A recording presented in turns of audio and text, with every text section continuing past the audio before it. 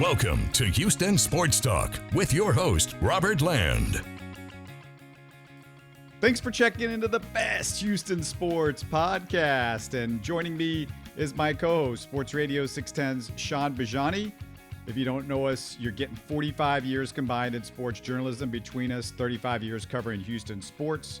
So you're in very good hands. You're also getting birthday boy today. That's right. It's Shaun's birthday. So we wish him happy birthday. Before we get to the Texans, Shaun, though, who you've been covering out at NRG all week, I understand there's a World Series being played in Houston again. Have you heard about this? Yeah, how about that? Can't get here fast enough, huh? I mean, after all this baseball, it seems like every year, and, the Astros have had the fortune of making fans wait 4 times over the last 6 years when they get ready to play in the World Series. There's like a week, and it seems like a month before you get to play a game. Well, it's nice when you sweep. That's the benefit of that. You just get to maybe relax for a couple of days, which I'm enjoying that part about it. They swept the Yankees with Tucker, Altuve, and Jordan, though, hitting a combined less than 200 for this series, relied mostly on Pena, Bregman, and the bottom of the lineup for this series. But Shaun, I noted in the Game 4 postgame that we saw Altuve and Jordan getting hits and coming out of their slump by the end of that series. Yeah, that was the most encouraging thing, and I think maybe goes unnoticed by a lot of people nationally, and maybe even some in Philadelphia that are just looking at the overall numbers. But Yordan Alvarez certainly looked like he was putting his swing together. Altuve, look, what do we talk about all the time year after year? And we've been watching a lot of baseball over the last 20, 30 years, just between you and me, Robert. When guys are in slumps, sometimes it's a bunt. Sometimes it's a fluke hit.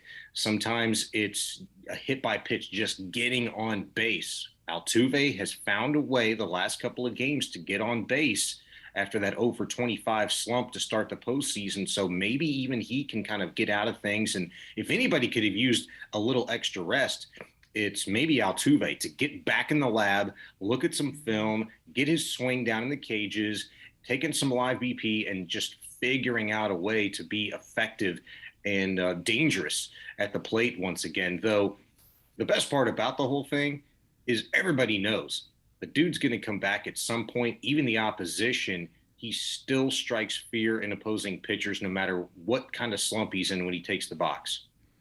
Let's talk about the matchups for this series. And Zach Wheeler, their ace high fastball pitcher, so he could give Jordan and Tucker issues the same way the Yankees work those two. But Jordan lifetime versus Philly pitchers, 412 with a 1,033 OPS. Granted, small sample size, only 17 at-bats. He's never faced Zach Wheeler. Tucker's hit 269 with a 706 OPS and 26 at-bats, but 15 of those at-bats were just against Kyle Gibson, who spent a bunch of years with the Twins and the Rangers in the American League. Altuve's 295 with an 836 OPS. But again, most of his ABs have also been against Gibson. 35 of 61 at-bats, more than half of his at-bats against any Phillies. I could go through all the Astros hitters, and it's pretty much the same story, Shaun. And Bryce Harper spent time in the American League. So, yeah, that's a guy that the Astros have seen, but he only has 21 at-bats versus the Astros total, 5 of 21. The only success against Verlander, which was 2 for 5. So, again, not a huge sample size. If there's any matchups I'd make note of, JT Realmuto, 3 for 7 off of Ryan Stanek with a home run. Maybe if we get into a late inning situation, no Ryan Stanek against Realmuto. And Schwarber, 2 for 3 off Urquidy. Both hits, home runs. We might not say Urquidy much. Schwarber, 2 of 28. 2 of 28 versus the rest of the Astros staff. So it's so hard to gauge any of this stuff because these guys haven't faced each other. Yeah, they haven't faced each other, and there's only so much you can really read into the one-on-one matchups because it's extrapolated out, over the course of, their careers and, how guys, approach or swings or just kind of vibe at the plate that they're currently going through or changing constantly. I do know this, you mentioned Bryce Harper and Kyle Schwarber, JT Realmuto, and I don't even think you mentioned Rhys Hoskins. Those guys combined have been an absolute nightmare for pitchers in these playoffs. 5 homers, 10 runs, and a 1,351 OPS in 11 games. And the most interesting thing about what the Phillies have done this postseason. We talk about the Astros dominating performance over the Yankees. To me, yeah, we can quibble on dominant, but damn, if you go rewatch those 4 games here and in New York, they were tense. They were tense moments. They were close. You shut the Yankees out once. That was your largest margin of victory, that 5-0 game. I think it was in game 2 or game 3. I can't remember, but they were all highly contested, very competitive, close, nerve-wracking games to a certain degree. And that's kind of what, balances everything out is, hey, let's pump the brakes a little bit on, having fun and talking about your dominance over the Yankees. It was still a competitive series. The Phillies had not played an elimination game yet this postseason, and the Astros haven't either. They've just swept through it, and everybody's looking at them or maybe making history for the first time since I think it's 1976 when the Cincinnati Reds swept the entire playoffs on their route to a world championship. You look at the historical element and how these players factor into all of that. I want to know what some of the numbers look like with the Phillies hitters against Astros pitchers in relation to Astros hitters versus Phillies pitchers and see how that looks. Maybe it makes us feel a little bit better.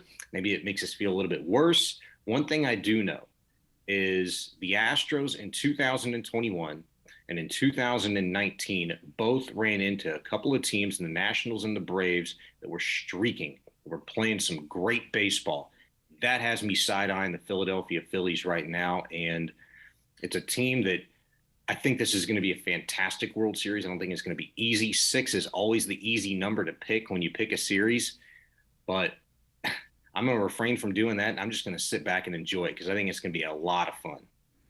You asked about it. The Phillies are 5 for 36 against Fromber, 12 for 56 versus McCullers, 7 for 38 off Verlander. Christian Javier's only faced 2 Phillies, period, ever. But Brandon Marsh is a concern. So look for the Brandon Marsh versus Christian Javier. He's 4 for 7 off Javier. So definitely that's one matchup that might not look too good when you look between the Astros starters and the Phillies guys. You wanted me to ask this question, Shaun, so I know you must have a good answer. Who do you trust the least on the Astros staff right now? Who do you trust the least? There has to be somebody, right? The guy that maybe makes you most nervous, despite him having some of the filthiest stuff that we'd seen over the course of the last month or so of the regular season and into this postseason, is probably Brian Abreu because of experience. What I think is interesting about that question and who the Astros have thrown, you mentioned one name already, and that's Jose Urquidy. And I think it's going to be a good follow. And certainly the Astros have a decision to make on if they're going to make a change with their roster. Could it include Will Smith, given the fact that the Philadelphia Phillies do have a lot of left-handed bats, namely Schwarber, Harper, and Marsh, who you also mentioned? I think that's going to be interesting. But how that could factor in are a couple of guys, and one in particular, Jose Urquidy, and I'll go ahead and mention the other one, Ryan Stanek, 2 of the least used, most successful pitchers on the Astros staff this regular season. They are filthy. Their numbers tell a story, but the advanced statistics tell a much cooler story. Their stuff is ridiculously filthy. If you look at the numbers of ERA plus between Ryan Stanek, who posted the lowest career ERA for him and a team record for lowest ERA for the Astros this season. If you look at those numbers between Stanek and Urquidy, who've only pitched 2 postseason innings this year, they could be used, and I think in some key spots here in this series, because what Dusty Baker has done, and it's a credit to the depth that they've been able to accumulate. You don't know who's coming in the 6th, 7th, 8th, or 9th. Sure, it was Presley who got 3 saves this postseason in his 9th, I think, career-wise. That's like the one guarantee you can have. But you don't know who's really going to set him up. Typically, it's been Stanek. Well, we've seen Montero. We've seen Neris, in some of those situations. We've seen Abreu, who was given the 8th inning earlier this postseason. I think it's not out of the realm of possibility for Stanek and Urquidy in some way, shape, or form to play some vital roles in the Astros pitching staff. And for Urquidy, if it's out of the bullpen, maybe a piggyback role at some point in this series, I just wouldn't be surprised. But I think both of those guys are going to play key roles in this World Series. Will Smith would be the guy that I would be most concerned about because I think he is going to be on this staff. There's some lefties to deal with the Phillies that we haven't seen, and Seth Martinez was a guy that was on the LCS roster, and they didn't need him, and it doesn't feel like they're going to need him in this series. So Will Smith might be the switch off there. It might be fairly easy. Urquidy's going to, I would assume, be around because just in case you get into an extra inning situation, he's like Luis Garcia, an arm that can go an extended period of time. So, but I mean, Urquidy, I guess, would be a concern, but how much is he going to pitch? And Will Smith, that would be a concern for me because I'm like, we have relievers that get out lefties. We don't need a lefty specialist when you got righties that get out both righties and lefties. And if somebody gets in trouble and comes in, he's facing two hitters that are lefties and he can't get them out. Now he's got to face the third hitter. It's much easier to get three singles when you're facing the same guy that's in trouble, as opposed to if it's it's harder to get the righty in trouble because he's going to be able to get both guys out. Whereas Will Smith is obviously better, but he's the veteran and he played so well in last year's World Series. So, I don't know. I mean, I hope we're not there. I just hope we're not there. I heard Chandler Rome talking about this the other day, who's the Astros beat writer for the Houston Chronicle, and he mentioned Will Smith and being a possibility for Dusty Baker to make active for the World Series. What's interesting about that is his breakdown and the lack of confidence and trust that I think a lot of people and maybe everybody has in Will Smith from the shaky performances that we'd seen during the regular season is that if in fact Dusty Baker does have Will Smith on the roster and uses him in some leverage situations against lefties this series, that means that somebody's not doing their job. Because as you mentioned, the Astros have righties that are very good against lefties. So somebody's not doing their job. I thought about that and what Rome said, and I was like, well, you know what? Like, this comes down to maybe a different discussion too, because what we'd seen from Will Smith didn't inspire great confidence in him during the regular season. However, he's had a lot of time off. He's fresh. Maybe he's figured something out.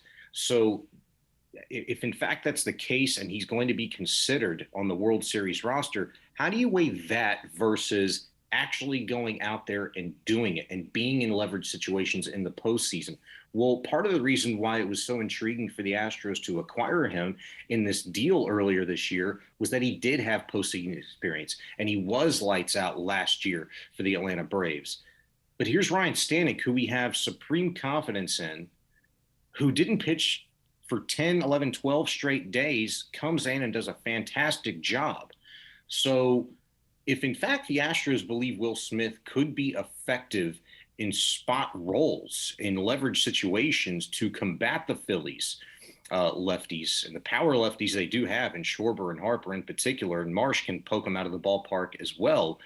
I think that's something to consider. I wouldn't be necessarily surprised. However, we've talked ad nauseum about all the right buttons that Dusty Baker has pushed.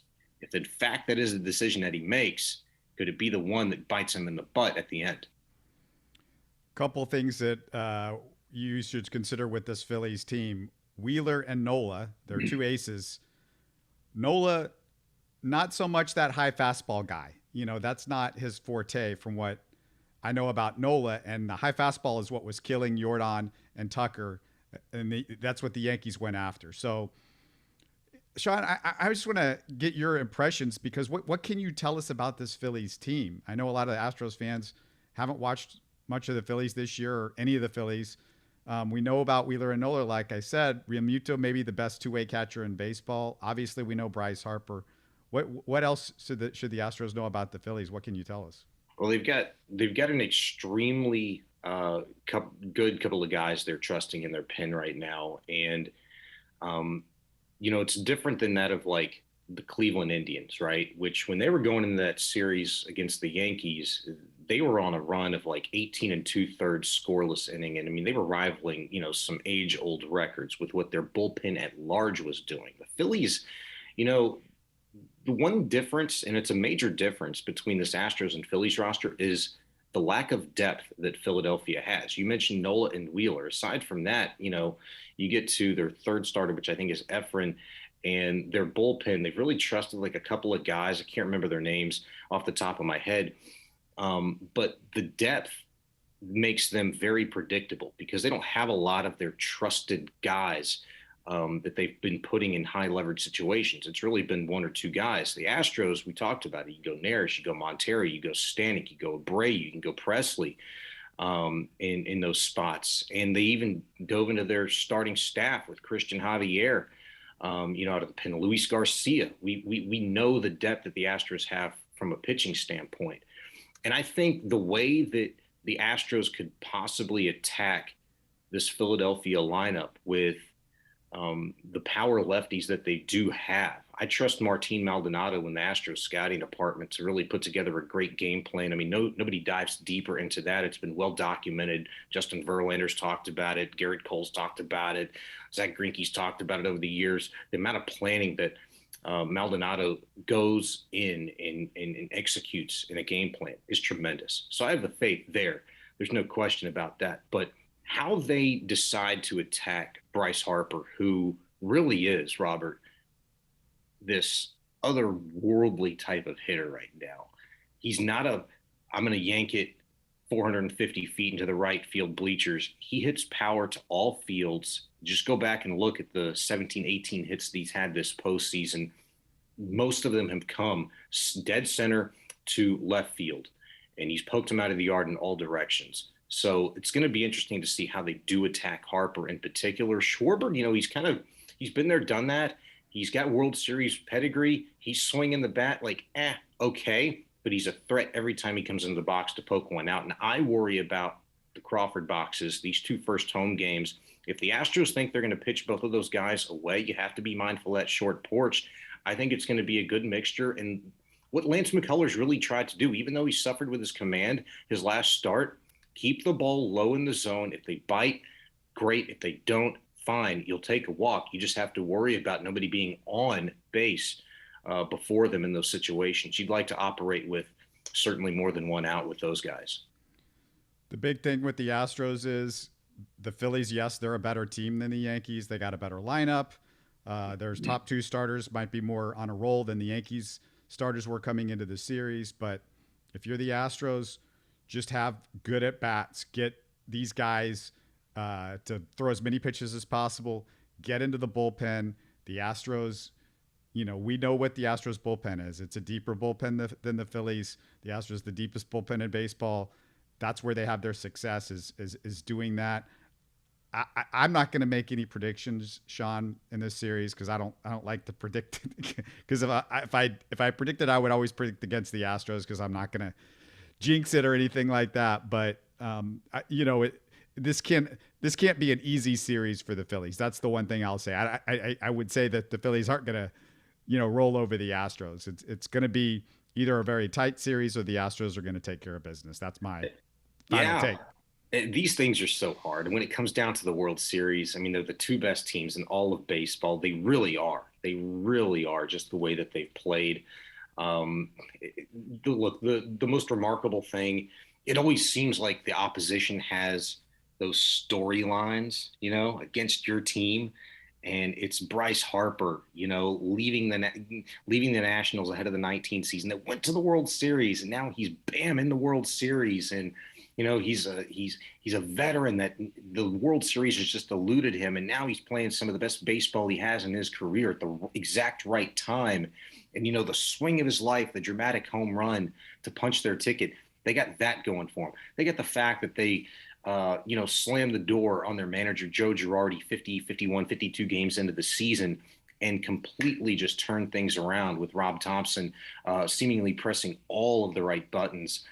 From that point, they've got a team that is playing together. They talk about the Phillies just the way you talk about a World Series team, but a lot of the similarities, the way that you talk about our Astros for the last, 5, 6, 7 years, the closeness, the camaraderie, the pulling for each other. I mean, all great teams have all of those things in common, and it's just going to be one of those situations where you hear so much of that, you start side-eyeing it a little bit, and you're like, damn, that historical element, a Philadelphia Phillies squad that, hadn't been to a World Series in 15 years. We'll try 50 years for the Astros, before they won their first one in 2017, or even went to their first one rather in 2005. So I guess you have that. Ignore the historical element. It just comes down to who's better than whom in a 7-game series. And I tell you what, I'm not going to predict that it's going to happen, but how special would it be?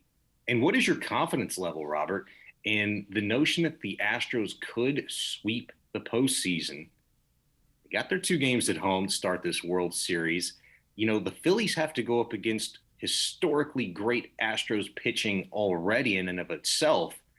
How cool would it be if they tie for the 76 Reds team? Just win. The Astros need a championship after the 2017, whether Astros fans want to, admit to it or not. They need one. They need to verify the dynasty, the D word. If you're going to be in that conference, just get the championship. They've lost to 2 NL East teams the last 2 times they went to the World Series. This is the 3rd one. Let's get it done. It can't be the 3rd time as the charm for the NL East against the Astros. Obviously, the Astros owe the Phillies from 1980 when the Astros were up 2-0 in the LCS and the Phillies came back and won 3 straight to win that one. They did it in the Astrodome. They did it against the comeback was started against Nolan Ryan, who was starting that game and was on the mound. And I remember that as a kid. And yeah, I mean, I'm looking forward to it.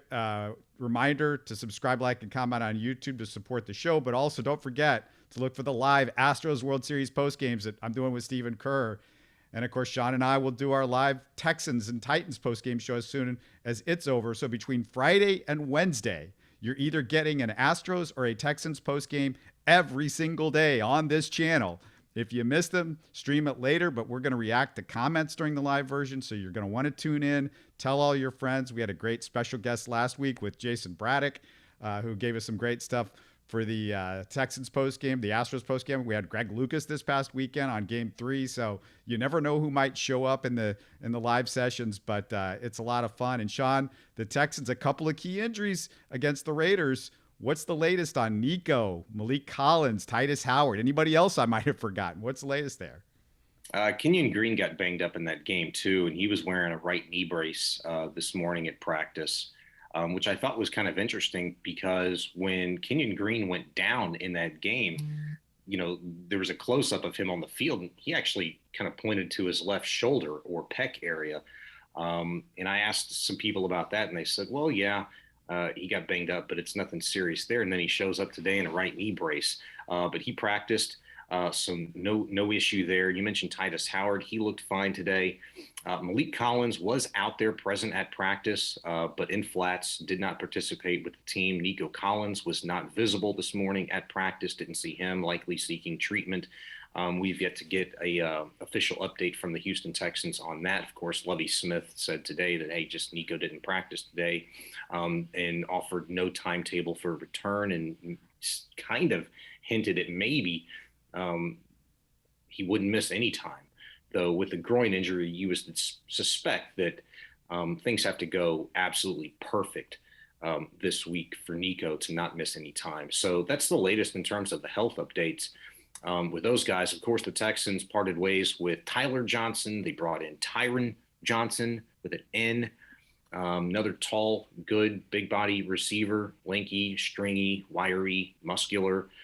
He looked pretty good in the one-on-ones that we were able to watch this morning. Of course, he has some familiarity with the organization, not namely the system, because he practiced with the team in training camp in 2019 as he broke into the NFL before they cut him loose. He's kind of bounced around since. And Davis Mills and Lovie Smith talked a little bit more highly. I guess if I was to have to power rank what they thought of Tyron Johnson as opposed to Tyler Johnson when they signed him 7 weeks ago, talked a little bit more highly with some different expectations. So maybe that should tell us something, that Nico could miss a week, and maybe they do think they can work Tyron Johnson in to this offense, because another big body receiver, somebody you can put it up and just have him go get it, is absent once you get beyond Nico Collins on this roster right now. Trade deadline is next week. Our friend Aaron Wilson with the Houston Football Show said he's hearing the Texans aren't looking to trade anybody. His sources are usually pretty good, but you never know what might happen. What's your feeling on it, Shaun? Who would you like to see them deal, if anybody? I think the guys that you need to pay attention to, it's Brandon Cooks, possibly even Steven Nelson, maybe Desmond King. I could be way off base there, but when you're 1-4-1 and your defense is struggling, and you're not making the playoffs this year. I mean, everybody kind of gathers that, and look, you're still trying to play to win games, but it is what it is. I think you're just kind of looking at some of your better players on the roster and making a business decision on whether or not you think you can continue to acquire picks. One guy that I want to just mention on Brandon Cooks, looking again at his contract, and he's 30 years old. He's not having a good year. The question with Brandon Cooks to me, Shaun, is because you'll hear his name out there a lot, is what you're going to get for him. And to me, I don't see them getting a 3rd round pick. I would doubt a 4th round pick. Once you get beyond the 4th round, you're just talking about maybe something that you could deal up a few picks for. And is it worth doing that to take away one of Davis Mills' options? For instance, if Nico is out for 2 or 3 weeks with the groin injury, because you want to get the most out of Nico or the most out of Brandon Cooks that you can with Davis Mills, to just see what we've got with Davis Mills. And Davis Mills has started to look better. So I'm like, well, the most important thing for this organization right now, yeah, picks are important. Future capital is important. But if it's a late round pick versus seeing what you have in Davis Mills and being able to evaluate him better, that's the real question with Brandon. The other guys, they could go. Desmond, Steven Nelson, et cetera. That's fine. I couldn't agree with you more. I mean, I get what you're saying. The point's well taken in regards to Davis Mills. I mean, it was already a question. Have you put him in the best possible position to succeed? And if you trade Brandon Cooks, then you're, doing him a further disservice. You're taking their leading receiver away. He's leading the team with 28 catches. He's 2nd in yardage this season, just behind Nico Collins, who could miss at least 1 game, presumably with this groin injury. We just don't know yet. But I was going to say, the one guy that I would suspect that could be on the move, and I'm not going to say should be, is Brandon Cooks. Contractually, it is a very interesting thing. He's restructured his contract twice since signing that extension with the Houston Texans, and most recently in September. And what that restructure did is it converted much of his $1.7 million base salary for this season into a signing bonus, just over $800,000 of that, also freeing up just over $500,000 in cap space for the Texans. But beyond that, he signed through the 2024 season. There is a massive cap hit, a massive dead cap figure on both of those years with Brandon Cooks that seemingly is not attractive if you're looking to deal him. However, it has happened, it can happen, but to what degree to make it suitable for a trade partner? You could restructure Cooks's deal once more and then move him. The deadline's November 1st. The Packers are looking for a receiver potentially. There's other guys out there, free agents, that could muddy the waters a little bit, and Cooks is probably going to lose out to another higher tier free agent wide receiver. Wink, wink. You know who that is.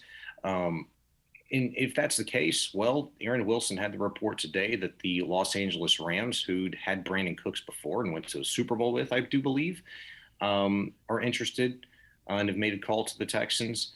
And I'm writing a story today on some other teams that have inquired about Brandon Cooks as well. You can look for that on sportsradio610.com. Just finishing that one up. But I think the Texans, if you put a gun to my head right now, probably do move on from Brandon Cooks. It's probably not going to make sense for them financially, because it would almost be cheaper for the Texans to keep Brandon Cooks and have him play here versus trade him, given the cap hits. And having said that, it kind of comes down to, is Brandon Cooks really all in?